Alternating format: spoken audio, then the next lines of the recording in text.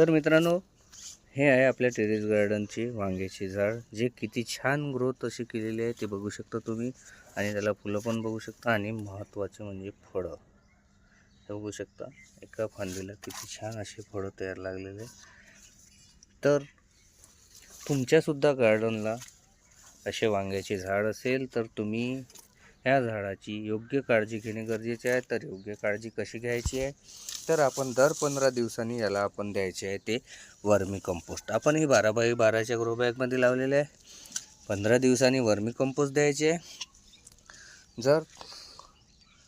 आणि तुम्ही जे फर्टिलायझर वापरतात, तर तुम्ही जर ऑर्गॅनिक पद्धतीने करत असेल तर नीम ऑइलचा स्प्रे 8 ते 10-15 दिवसांनी करत राहा.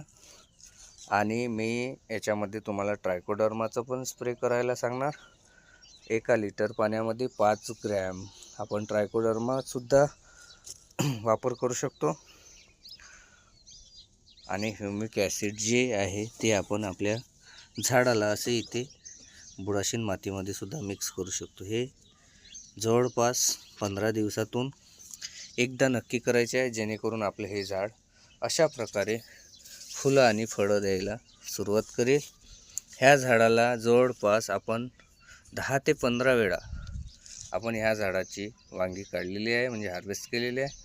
आणि एवढे दिवस होऊन सुद्धा ह्या झाडाची तुम्ही ग्रोथ बघू शकता किती छान आहे.